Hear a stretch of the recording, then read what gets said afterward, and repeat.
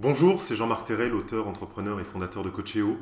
J'aide les professionnels du conseil et de la formation à faire de leur talent un business à succès.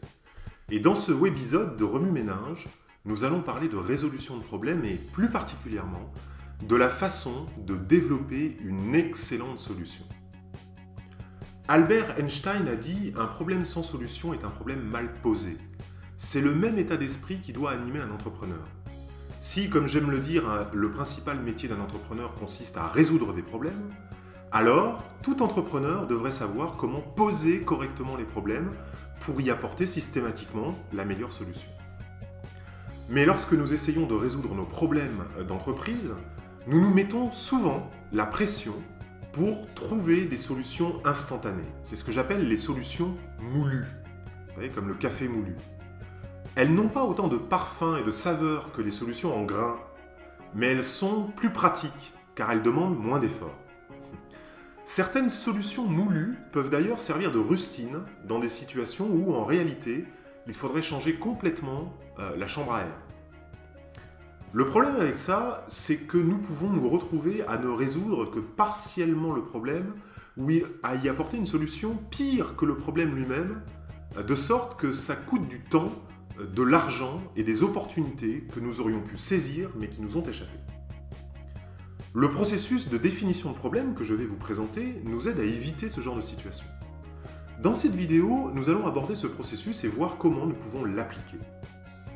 Ce processus a été publié en septembre 2012 par Dwayne Spradlin dans le Harvard Business Review.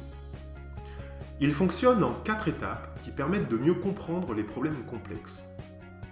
Ces étapes sont, premièrement, définir le besoin, deuxièmement, justifier le besoin, troisièmement, comprendre le problème et son contexte global, quatrièmement, écrire un énoncé du problème. Ce processus de définition de problème vous encourage à définir et à comprendre le problème que vous allez essayer de résoudre en détail. Il vous aide également à vous assurer que la résolution du problème contribue à la réalisation des objectifs de votre organisation.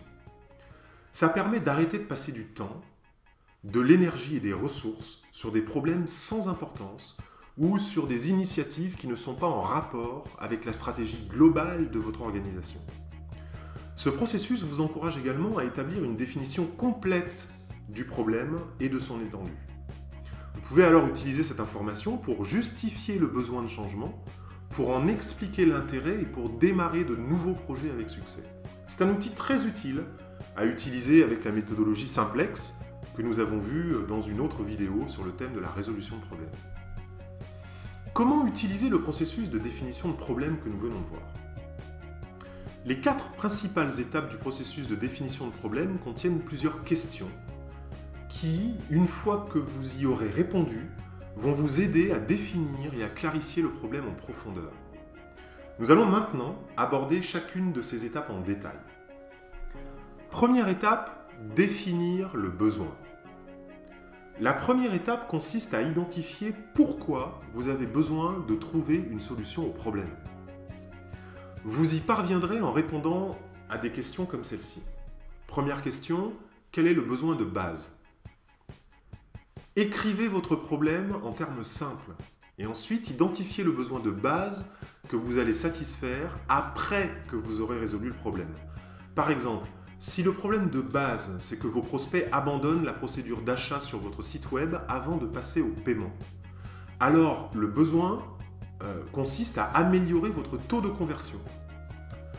Ou si le problème de base, c'est que vous ne parvenez pas à créer suffisamment rapidement de nouveaux produits, alors le besoin de base consiste à planifier votre temps de conception de façon adéquate.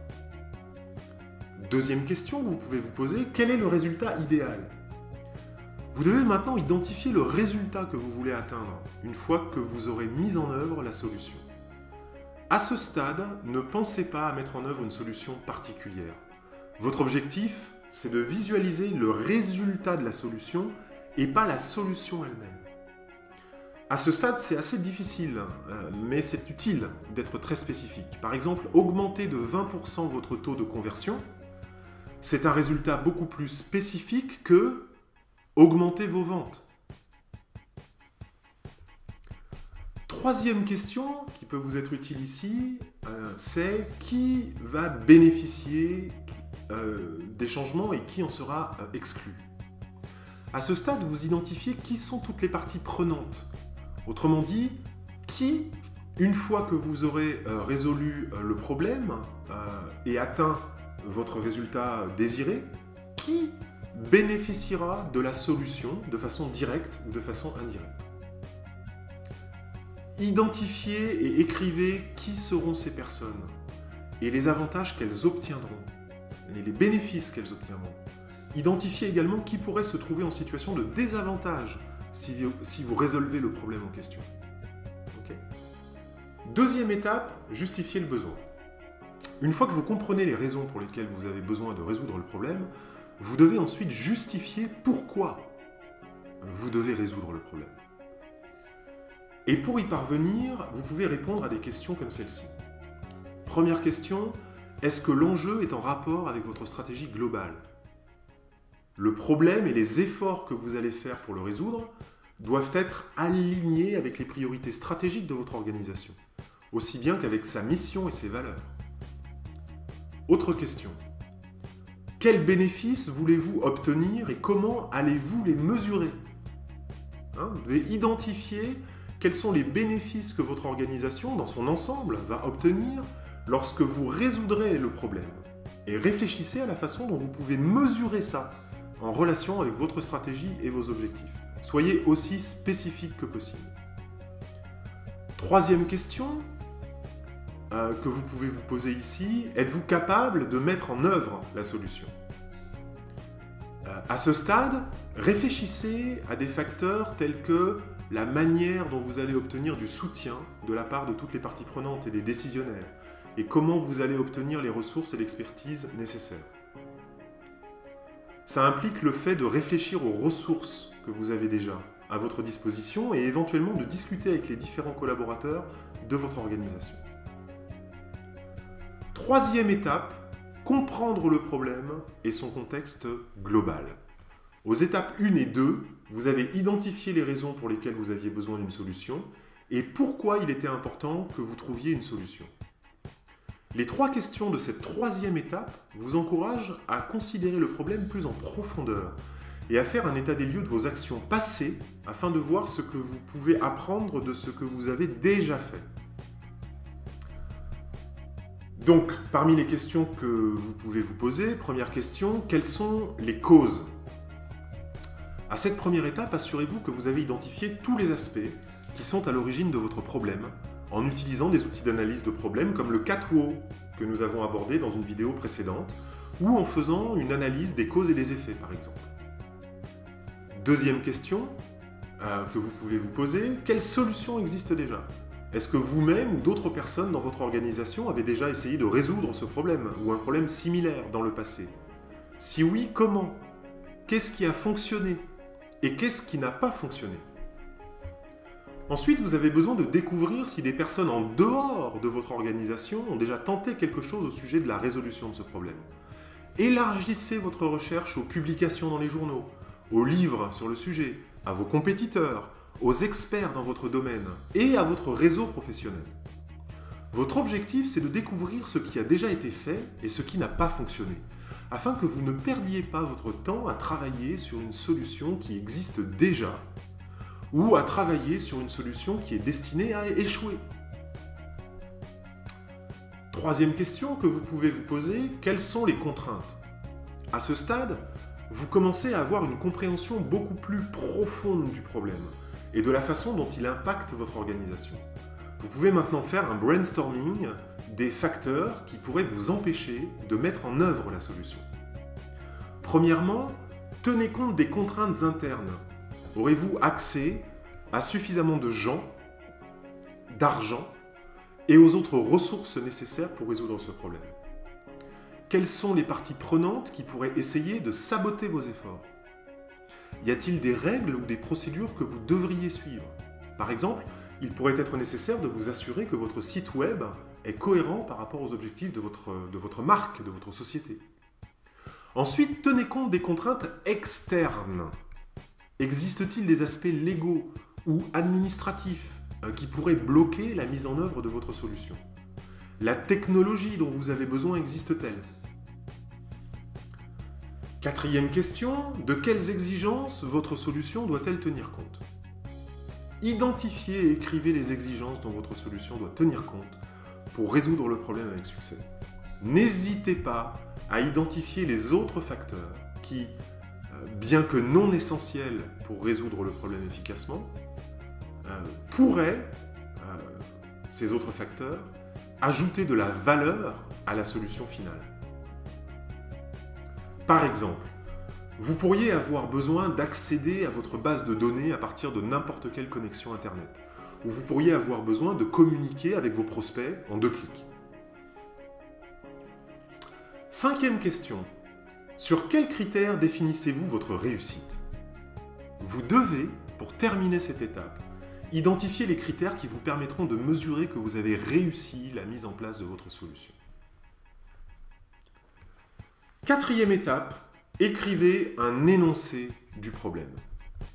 Cette dernière étape est faite pour vous permettre de mettre ensemble toute l'information que vous avez réunie et de la résumer dans un énoncé du problème clair et compréhensible. Cette étape doit fournir une vision approfondie du problème, ainsi qu'un plan sur la manière dont vous allez le résoudre. Si quelqu'un d'autre que vous, par exemple un partenaire ou un autre service de votre organisation, doit être impliqué dans la résolution du problème, incluez ces réponses aux 5 questions que je vais maintenant vous poser et faites-les apparaître dans l'énoncé de votre problème. Première question. Qui peut aider à la résolution du problème? Vous devez identifier qui spécifiquement est le mieux placé pour vous aider à résoudre le problème. Ça peut être une personne, une équipe ou quelqu'un qui se trouve en dehors de votre organisation. Deuxième question. Quelle information l'énoncé du problème devrait-il inclure? L'énoncé du problème doit être clair, spécifique et compréhensible pour toutes les personnes qui devront le résoudre, y participer ou être impliquées, impactées. Évitez le jargon et assurez-vous que votre énoncé est compréhensible par ceux à qui il s'adresse. Troisième question, que doivent produire ceux qui vont résoudre le problème? À quoi votre organisation va-t-elle s'attendre les concernant? Par exemple, avez-vous besoin d'une analyse, d'un rapport ou d'une présentation sur la solution proposée, d'un devis? Avez-vous besoin d'un test du prototype? Y a-t-il une date limite? Énoncez ici tous les détails importants. Quatrième question, de quelles incitations ont besoin ceux qui vont résoudre le problème? Vous l'avez compris, il s'agit ici de motivation.